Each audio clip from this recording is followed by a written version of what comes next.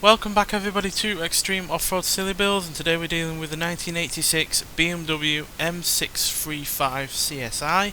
This now has 910 horsepower, 661 pounds-feet of torque from a 5.4 litre twin turbocharged V10 that's been taken from a late 2000s BMW M5, and the car itself now weighs 2,967 pounds, has off-road tyres, all-wheel drive and off-road suspension, and it can do 0 to 60 in 3.084 seconds, 0 to 100 in 6 seconds dead, and go to a top speed of 220 miles an hour. So yeah, we've only ever had one other BMW on this series so far, and that was the iX xDrive 50, which, despite being quite heavy and not having the most amount of power in the world, being an electric car, still put in a really rather solid time as 3 minutes 14.906, which puts it in at the moment in 29th place, which is obviously really quite high. So yeah, for instance, that's comfortably quicker than the Mitsubishi Sierra time attack car that we had in the last episode. So a lot to live up to with this car. In terms of stats, the acceleration, launch, top speed and off-road capability are all fairly solid. Braking is decent for a car that now weighs less than 3,000 pounds, but the handling is a little bit on the poor side, as you might expect for a car that is now not far off its 40th anniversary. So yeah, that's going to be the big thing to look out for. But as you can see, we've got big chunky tyres, especially at the rear, to help deal with the off-road conditions and obviously the extra power that this has going on. Because yeah, we're talking about more than 600 extra horsepower over what it had originally. Not that this was underpowered to start with.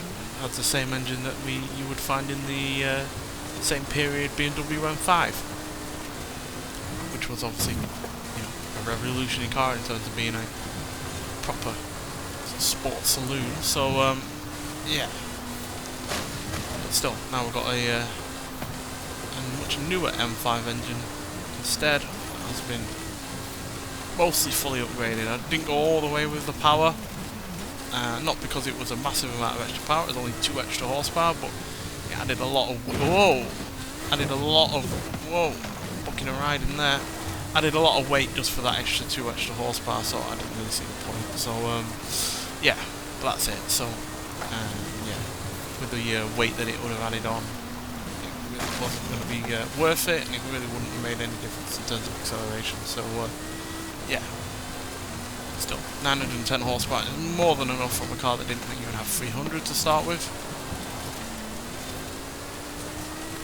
Hopefully we don't have as many handling issues as we did before. Carry on, because that was quite a nerve-wracking moment there when we nearly rolled over.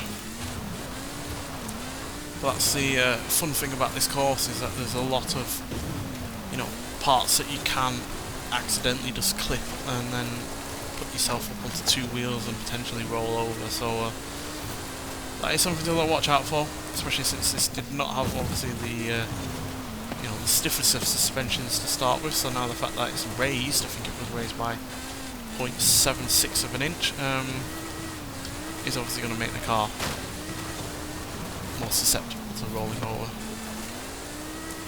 Dealing with the all-wheel drive pretty well. Expected it to understeer, to be honest, given we've got 4 extra cylinders up front, a lot more in the way of cubic capacity, and 2 turbochargers on top of that. And then you add in the fact that there's a front diff now and power going for those front wheels. No, it's dealing with that alright, which is surprising. In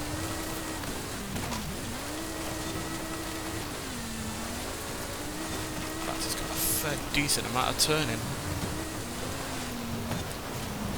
Does not feel as nose heavy as you might expect. Who knows, maybe even this V10, despite the fact that it is obviously a bigger engine, is lighter than the original inline 6, just because it's a newer engines, therefore might well have newer materials, lighter materials being used to construct it. So, but I'm not sure. I don't really know the weights of engines. It's not something I've ever delved into. But if you know that, then I'm happy to be informed. We'll clip something there.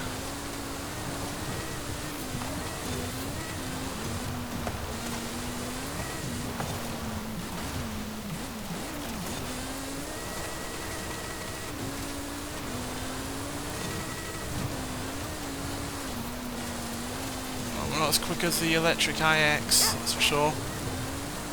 We've obviously had a few, one too many problems. Maybe putting the power down was not working in our favour.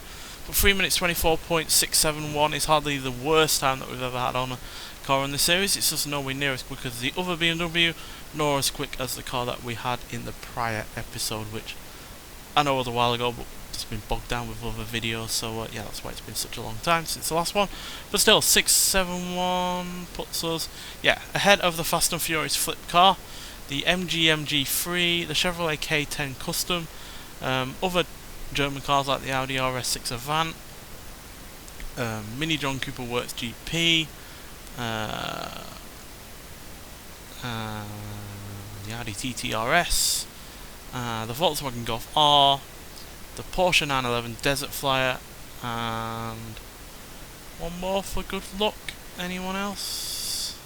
The Porsche Macan LPR Rally Raid. So yeah, quicker than some, you know, off-road vehicles, no doubt about that. But we're also at the end of the day slower than a Volkswagen Baja Beetle Scumbug, Honda Ridgeline Baja Trophy Truck, and less than suitable cars for going off-road like the DeLorean DMC-12.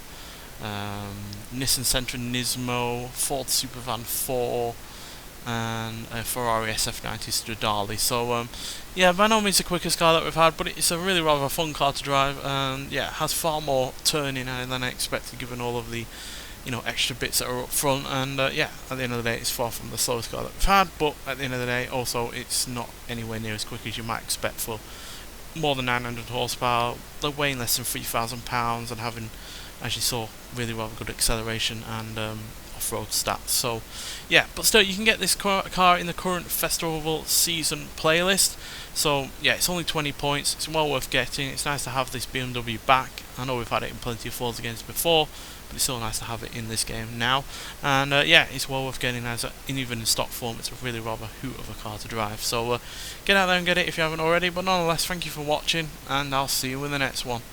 Bye.